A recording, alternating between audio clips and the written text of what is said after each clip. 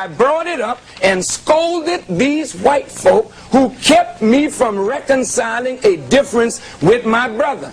You cry about how joyful it is that the walls are tumbling down in Germany, but you are busy erecting walls, keeping brothers from coming together with their own. And we'll be back in just a moment.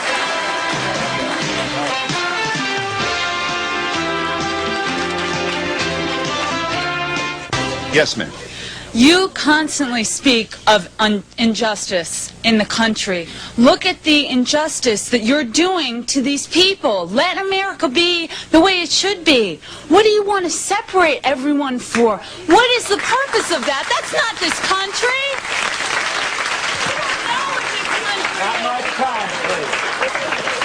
First, miss, you said let America be what it should be.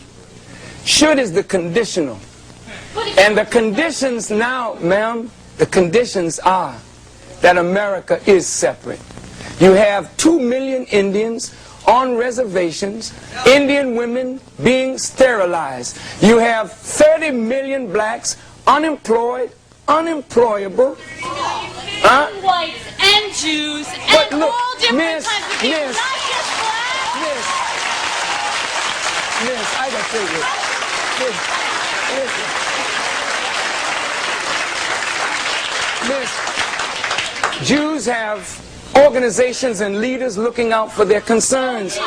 Whites have organizations and leaders looking out for their concerns. As a black person, I reserve the right to look out for the concerns of my own people. And if we all look out for the concerns of our people and do justice by our people and by one another, then possibly America might be conditionally what you think it ought to be, but I really don't think you got that amount of time.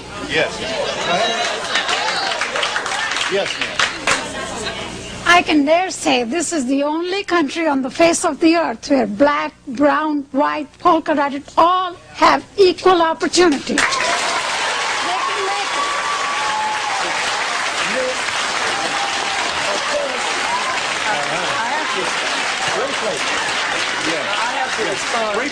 Briefly.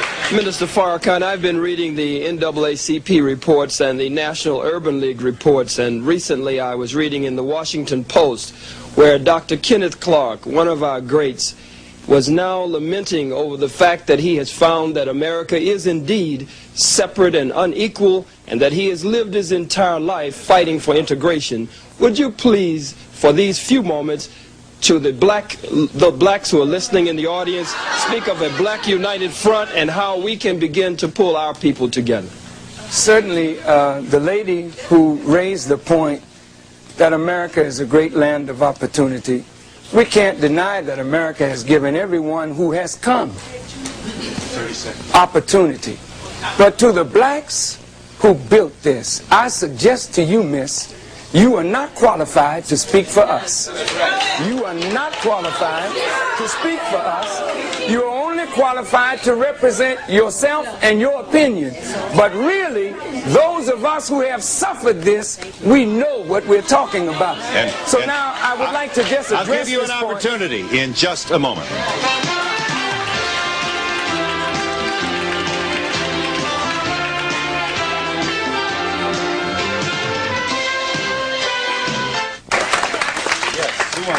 Yeah.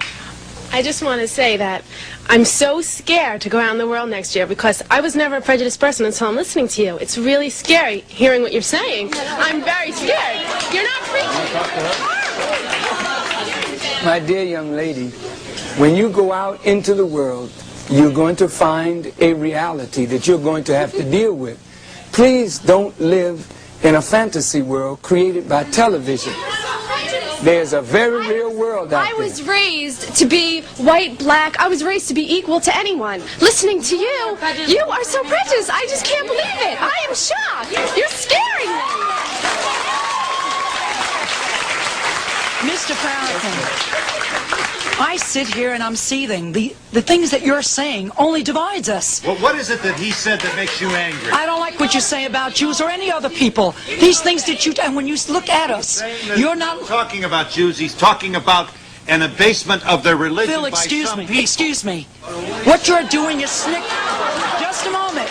You have been sitting there for an hour, and you've been snickering and sneering at us. Yes. We don't look at you that way. We're giving you the respect, the full hour to listen. You're not Martin Luther King, who brought us together.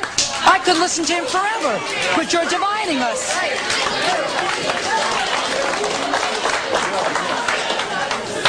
Well, since I have 1 minute, I really thank you for the privilege of speaking to you and with you. I would hope that we as black people would come together and form a united front to deal with the problems that confront us. And then I would hope that whites would actually begin to know more about the condition that you are totally oblivious to. The Kerner report said that most whites know nothing really about what it is like to live in the ghetto. So if, as the... What? Who is the mayor? Yes, that we don't know anything about. Who's the mayor of New York that you're speaking to that you know nothing about, we claim? I will give you this.